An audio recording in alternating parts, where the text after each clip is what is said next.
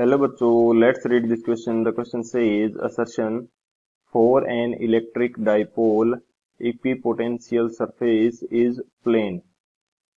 Reason: work done in carrying an electric charge from one point to another on an equipotential surface is zero.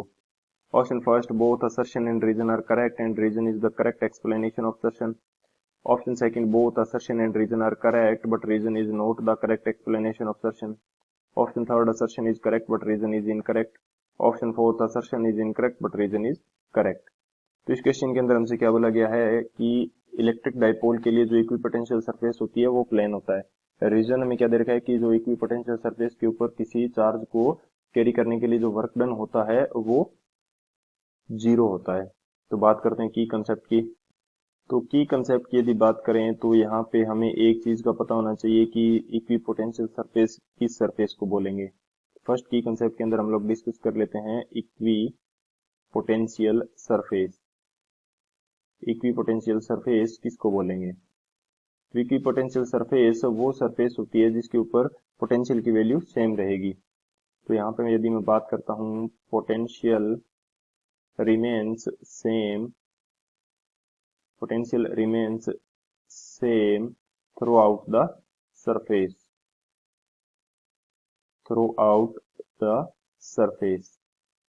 And इस surface के लिए जो हमें potential difference मिलेगा delta we, इसकी value क्या होगी? जीरो होगी. एक तो ये हमारे पास की कंसेप्ट हो जाएगा. सेकंड की कंसेप्ट के अंदर बात करते हैं वर्क डन की. यदि एक चार्ज को किसी एक पॉइंट से दूसरे पॉइंट की तरफ मूव करते हैं तो जो वर्क डन डब्ल्यू है इसकी वैल्यू हमारे पास क्या होती है? Q into delta we. Delta we क्या है? उन दोनों पॉइंट के बीच का पोटेंशियल डिफरेंस है. सेकंड की कंसेप्ट हमारे पास ये हो जाता है. एंड थर्ड की कंसेप्ट हम क्या बात कर रहे हैं कि पोटेंशियल की वैल्यू क्या होगी इलेक्ट्रिक डाइपोल के कारण.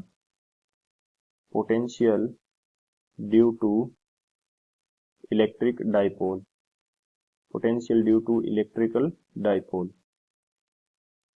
तो ये वैल्यू हमारे पास रहती है पोटेंशियल की k P cos theta by are square.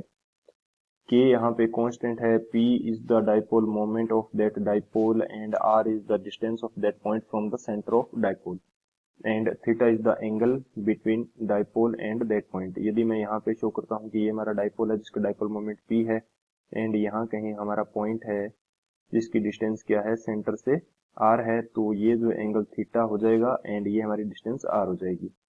तो ये तीन हमारे पास की कंसेप्ट हो गए. इन तीनों की कंसेप्ट की हेल्प से इस क्वेश्चन को सॉल्व करते हैं. बात करें यदि सॉल्यूशन की तो हमारे पास इलेक्ट्रिक डाइपोल के कारण पोटेंशियल कितना आ रहा है? ये है हमारे पास K P cos theta by are square. So अब हमें चाहिए कि इक्वेटोरियल प्लेन की बात की जा रही है कि इक्विपोटेंशियल सरफेस जो होती है इलेक्ट्रिक डाइपोल के लिए वो कहाँ पे होती है? प्लेन के ऊपर. ये हमें बोला गया है. तो इक्वेटोरियल प्लेन की यदि बात करें, ये हमारा इलेक्ट्रिक डाइपोल हो गया एंड इक्वेटोरियल प्लेन इसका ये हो जाएगा. ये कौन सी लाइन है? Equatorial line. तो इसके लिए जो एंगल है हमारे पास ये कितना है? 90 डिग्री. डिस्टेंस में जूम कर लेता हूँ कि आर है. तो ये हमारा क्या हो जाएगा? K P cos 90 degree by are square. Cos 90 की वैल्यू कितनी होती है? जीरो. तो यहाँ पे इक्वेटोरियल लाइन के ऊपर हमारा जो पोटेंशियल है वो जीरो आएगा. यानी कि इक्वेटोरियल लाइन के किन्हीं भी दो पॉइंट के बीच का पोटेंशियल डिफरेंस भी जीरो रहेगा. सो इक्वेटोरियल प्लेन क्या करेगा? इसके लिए इक्विपोटेंशियल सरफेस की तरह काम करेगा क्योंकि इसके सभी पॉइंट्स का पोटेंशियल सेम है. सो असर्शन स्टेटमेंट हमारा करेक्ट है. रीजन हमें क्या दे रखा है इस क्वेश्चन के लिए कि इक्विपोटेंशियल सरफेस के ऊपर वर्क डन जो होता है इक्विपोटेंशियल सरफेस के ऊपर चार्ज को कैरी करने के लिए वो हमारा जीरो होता है. तो वर्क डन का फॉर्मूला क्या है हमारे पास? Q into delta we. Q वो चार्ज है जिसको कैरी कर रहे हैं एंड डेल्टा वी दो पॉइंट्स के बीच का पोटेंशियल डिफरेंस. तो इक्विपोटेंशियल सरफेस के लिए डेल्टा वी जीरो होगा तो वर्क डन भी हमारा जीरो आ रहा है. रीजन भी हमारा करेक्ट है क्योंकि इक्विपोटेंशियल सरफेस के लिए वर्क डन जीरो आएगा. सो असर्शन हमारा करेक्ट है, रीजन हमारा करेक्ट है एंड ये जो रीजन है ये इस असर्शन के लिए करेक्ट स्टेटमेंट भी है, करेक्ट एक्सप्लेनेशन भी है. क्यों? क्योंकि यदि वर्क डन जीरो आता है तो हमारा जो पोटेंशियल डिफरेंस है ये जीरो आएगा, तभी तो हम इसको बोलेंगे equipotential surface. So assertion correct, reason correct and reason assertion के लिए करेक्ट एक्सप्लेनेशन है। तो कौन सा ऑप्शन करेक्ट होगा? जो ऑप्शन ए है, both assertion and reason are correct and reason is the correct explanation of assertion. So option A is the final answer. I hope you understood it well. Best of luck. Thank you.